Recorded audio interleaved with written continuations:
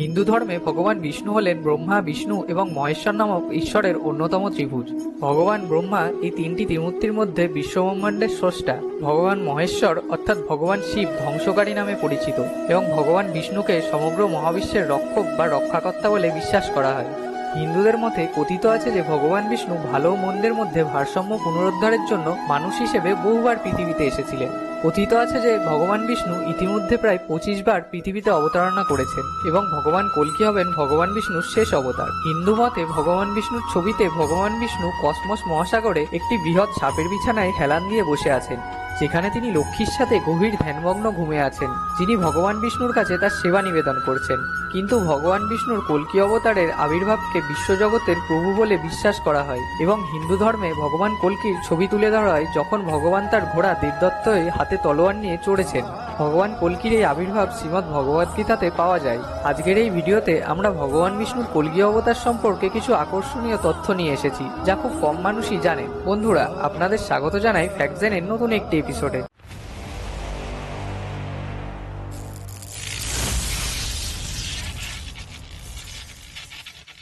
Fact number 1, কল্কি বিষ্ণুর শেষ অবতার।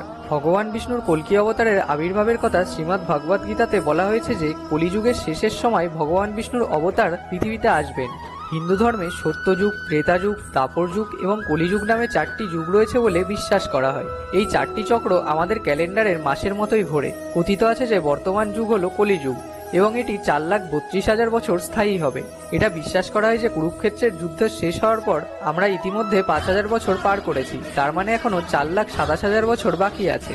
এবং শ্রীমদ্ ভাগবতে বলা হয়েছে যে কলিযুগের শেষে ভগবান কল্কি আসবেন। এটাও বলা হয়েছে যে ভগবান কল্কির পিতা হবেন বিষ্ণু যশ, তার পিতা হবেন একজন পণ্ডিত ব্রাহ্মণ। শ্রীমদ্ ভাগবতে বলা হয়েছে যে ভগবান কল্কি বিষ্ণু যশে গিয়ে আবির্ভূত হবেন। ফ্যাক্ট নাম্বার 2, কলিযুগে ভগবান বিষ্ণুর ভগবান কল্কি রূপে আবির্ভূত হওয়ার কারণ। বৈদিক সভ্যতা অনুসারে বলা হয় যে ভগবান বিষ্ণু একবার সাধক ভৃগু দ্বারা অভিশাপ পেয়েছিলেন। কথিত আছে যে অসুররা একবার মহর্ষি ভৃগুর আশ্রমে আশ্রয় নিয়েছিলেন। একদিন যখন শুক্রাচার্য ও মহর্ষি ভৃগু তার আশ্রমে ছিলেন, তখন দেবতাও ইন্দ্র সেই সময় নিরস্ত্র অসুরদের আক্রমণ করার সুযোগ নেন। অসুররা পালিয়ে ঋষি ভৃগুর স্ত্রীর কাছে আশ্রয় নেয়, যার নাম ছিল কাব্যমাতা। সেই সময় কাব্যমাতা তার যৌগিক শক্তির সাহায্যে ইন্দ্রকে স্থির করেছিলেন এবং এইভাবে তিনি অসুরদের রক্ষা করতে পেরেছিলেন। ইন্দ্র এবং অন্যান্য দেবতা অবিলম্বে ভগবান বিষ্ণুর কাছে তার সাহায্যের জন্য যান। পরে ভগবান বিষ্ণু তার সুদর্শন চক্র ব্যবহার করে কাব্যমাতার মাথা কেটে ফেলেন, অসুরদের রক্ষা করা এবং ইন্দ্র অন্যান্য দেবতাদের অচল করার জন্য। ঋষি ভৃগু ফিরে এসে তার স্ত্রীর বিধ্বংসী অবস্থা থেকে ভগবান বিষ্ণুর উপর অত্যন্ত ক্রোধান্বিত হন এবং তাকে অভিশাপ দেন যে তিনি বহুবার পৃথিবীতে জন্মাবেন এবং নিকটাত্মীয়দের মৃত্যুর যন্ত্রণা ভোগ করবেন। মহর্ষি ভৃগুর এই অভিশাপের কারণে ভগবান বিষ্ণুকে বারবার পৃথিবীতে আবির্ভূত হতে হয়েছে এবং যখনই তিনি পৃথিবীতে আসেন তখন তিনি পৃথিবীর সমস্ত অশুভ শক্তিকে বিনাশ করেন। এটা বিশ্বাস করা হয় যে কলিযুগের শেষের সময় ভগবান বিষ্ণু শেষবারের মতো ভগবান কল্কি রূপে আবির্ভূত হবেন, যখন পৃথিবীতে অশুভ শক্তি ছড়িয়ে পড়বে এবং সমস্ত অশুভকে হত্যা করে তিনি শান্তি পুনরুদ্ধার করবেন। ফ্যাক্ট নাম্বার 3, ভগবান কল্কি সম্পর্কে নস্ট্রাডামাসের ভবিষ্যৎবাণী। নস্ট্রাডামাস একজন মহান জ্যোতিষী ছিলেন এবং তিনি যা কিছু ভবিষ্যৎবাণী করেছিলেন তা সর্বদা সত্য হয়েছে। তার ভবিষ্যৎবাণী অনুসারে দেখা গেল যে একজন ব্যক্তি অসীম শক্তি বহন করবেন এবং পৃথিবীতে যার পবিত্র দিনটি বৃহস্পতিবার হবে এবং তিনি স্থল ও সমুদ্র উভয় পথেই সমগ্র বিশ্বে রাজত্ব করবেন। তিনি হবেন একমাত্র ব্যক্তি যিনি পৃথিবীকে সমস্ত ঝামেলা থেকে মুক্ত করবেন।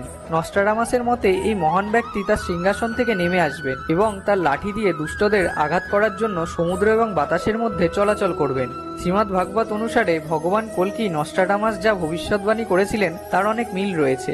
হিন্দু ধর্ম বিশ্বাস করা হয় যে ভগবান কল্কি যখন আবির্ভূত হবেন তখন তিনি তার অস্ত্র দিয়ে শত্রুদের ধ্বংস করবেন। ফ্যাক্ট নাম্বার 4, ভগবান কল্কির মিশন। কথিত আছে যে ভগবান কল্কি পৃথিবীতে আবির্ভূত হওয়ার মূল লক্ষ্য হবে কলিকে ধ্বংস করা, যা একজন দুষ্ট ব্যক্তিকে নির্দেশ করে। ভগবান কল্কি মূল উদ্দেশ্য হবে পৃথিবী থেকে সমস্ত বর্বর এবং চোরদের ধ্বংস করা এবং পৃথিবীকে বসবাসের জন্য শান্তিপূর্ণ জায়গায় পরিণত করা। তাছাড়া কথিত আছে যে ভগবান কল্কি কলি নামক দুষ্ট রাজাকে পরাজিত করবেন এবং কলিযুগের ধর্মীয় রাজা দেবপী ও মারুর হাতে শাসন হস্তান্তর করবেন। ফ্যাক্ট নাম্বার 5, ভগবান কল্কি সম্পর্কে আরও ভবিষ্যৎবাণী। বৈশাখ মাসে ভগবান কল্কি পৃথিবীতে অবতরণ করবেন বলে বিশ্বাস করা হয়। সাধারণত বলা হয় যে ভগবান কল্কি পূর্ণিমার দিন 12তম দিনে পৃথিবীতে আবির্ভূত হবেন। আসবেন, অর্থাৎ 26 এপ্রিল থেকে 15 মে পর্যন্ত যে কোনো সময় তিনি হাজির হবেন বলে অনুমান করা হয়। এটাও ভবিষ্যৎবাণী করা হয়েছে যে ভগবান কল্কি একজন ব্যক্তির ঘরে জন্ম নেবেন, যার নাম হবে বিষ্ণু যশ এবং তার মায়ের নাম হবে সুমতি। এটাও বিশ্বাস করা হয় যে ভগবান কল্কি সিংহলে গিয়ে পদ্মকে বিয়ে করবেন এবং তার দাম্পত্য জীবন শুরু করবেন। এই ছিল কল্কি অবতারের সম্পর্কে কিছু অজানা তথ্য। বিশ্বাস মুদগালের দ্য লাস্ট অবতার হলো কল্কি অবতারের সবচেয়ে জনপ্রিয় বইগুলির মধ্যে একটি। কল্কি অবতার কিভাবে এমন একটি বিশ্বকে বাঁচাবে যা নিজেকে ধ্বংস করতে চলেছে সে সম্পর্কে আরও জানতে এই বইটি পড়ুন। বন্ধুরা, আপনাদের যদি ভিডিওটি ভালো লেগে থাকে তবে একটি লাইক এবং শেয়ার করে দেবেন। আর এইরকমই আরও নতুন নতুন অবাক করানো ভিডিও দেখার জন্য আমাদের চ্যানেল ফ্যাক্টজেনটিকে সাবস্ক্রাইব করে বেল আইকনটি প্রেস করে দেবেন।